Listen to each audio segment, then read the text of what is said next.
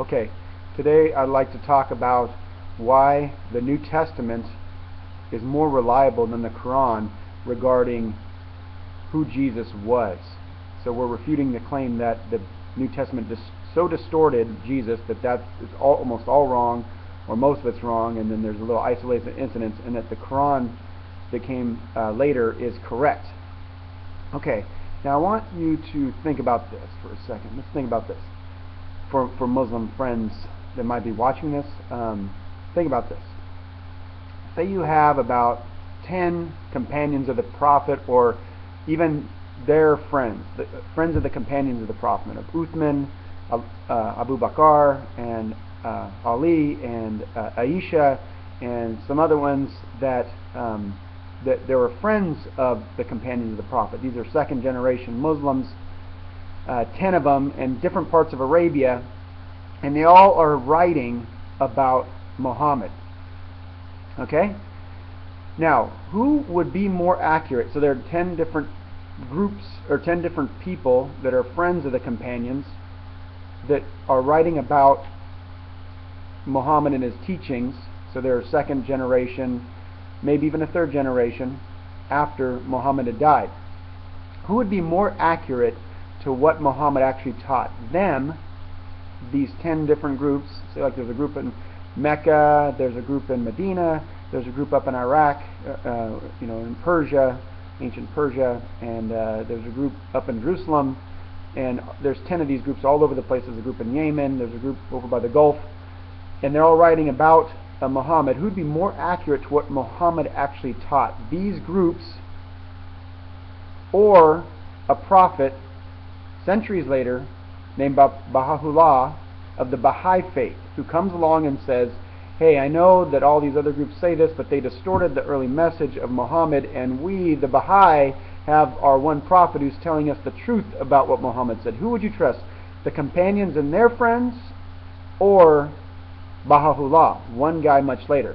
This is a similar situation that you have with the New Testament and the Islamic claim. You have 27 documents that stem from 10 different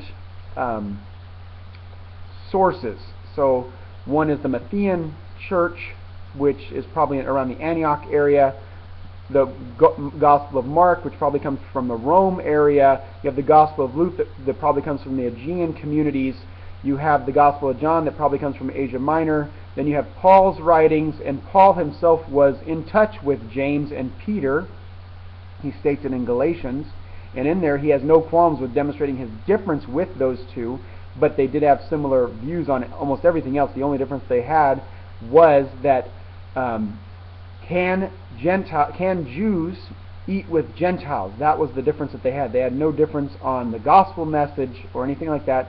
So you have Paul, you have the person who wrote the book of Hebrews in his community, you have Jude in his community, you have 1 Peter, probably written in the Rome area, which comes from Peter. Many people think that at least his disciples put that together as a last testament to Peter.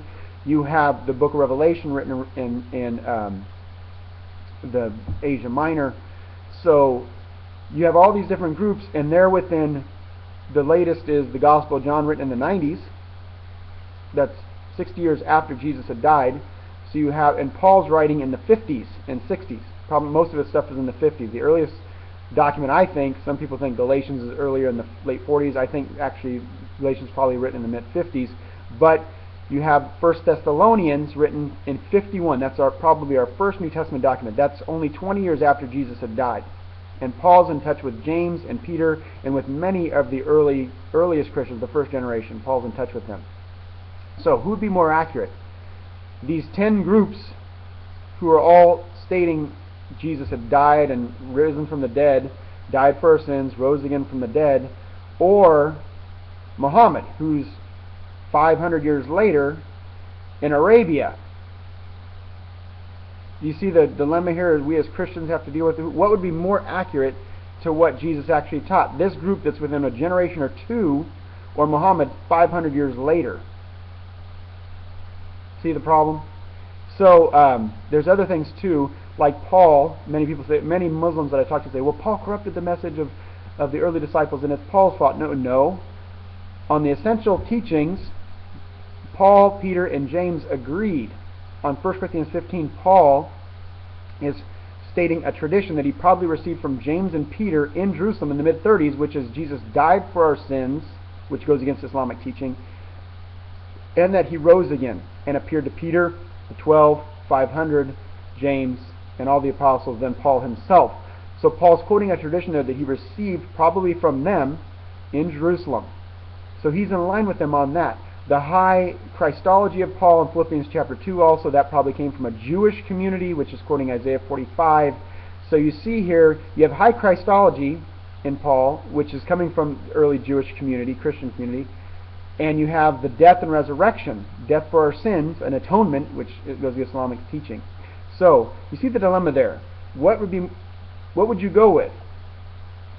All these sources closer to the source, or somebody 500 years later? Think about that. God bless.